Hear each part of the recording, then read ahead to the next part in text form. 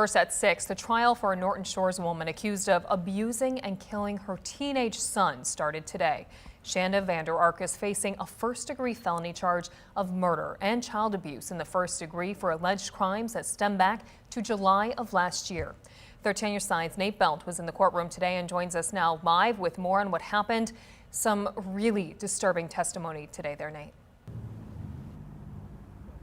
Yeah, Elena, throughout the afternoon today and the morning as well, we did learn a lot more details about the alleged torture that Timothy Vander Ark allegedly experienced at the hands of his mother, Shanda, and his brother, Paul. Now, I do want to warn you before as I continue into these details, they are pretty disturbing. Now, the afternoon began with text messages read by detectives, conversations between Shanda and Paul. Paul himself also taking the stand to testify against his mother.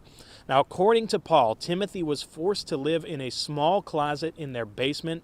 Handcuffs and zip ties were used to restrict his movement. Now, they also had cameras and motion sensors set up to monitor Timothy. Those motion sensors actually on Timothy's body. They would tie them to his clothes. And the two often discussed ways to keep him uncomfortable, such as forcing him to stand facing a wall for hours at a time. They also talked about having him on his knees with his hands on his head for, again, hours at a time. Timothy was punished by being fed Carolina Reaper hot sauce, either on pieces of bread or poured directly into his mouth.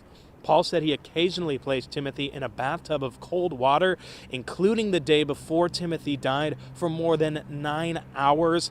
He was also forced at times to run up and down stairs while Paul chased him that entire time. All of this, Paul saying under oath that it was under Shanda's orders. He was saying that he claimed low self-esteem made him want to make his mom proud. That's why he carried out a lot of those disturbing acts. Now, according to today's testimony, Timothy's punishment also included strict time limits when he had to use the bathroom.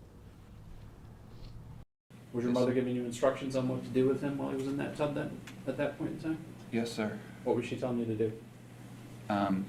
Make him uncomfortable, and at one point she had me heat up a pizza roll to see if he would be responsive to enticement. Held it close, and when he responded, as per instruction, I was to pull it away. Do you recall while Timothy was in the tub, an exchange where your mother inquired about pouring hot sauce on his private parts? I do, yes. Did you do that? No. That was beyond control, as everything else was. In this photograph. That's a close-up of the bottle of hot sauce. Now, Paul says the morning that Timothy was found dead, there was about an 18-minute period between when they found him and when they called 911. Paul says during that time he attempted to resuscitate Timothy, but he says it was too late at that point. He says Shanda told him to lie to police on that 911 call, and he said when police arrived, he told them that Timothy had been on a hunger strike. That is the way that he claims he died. Now, he initially went with that lie before saying he later confessed the full truth to investigators. Now, this trial is going to continue tomorrow. I was told that potentially Shanda will be taking the stand to testify in her defense. We'll, of course, have that for you here on 13 on Your Side, both on air and online.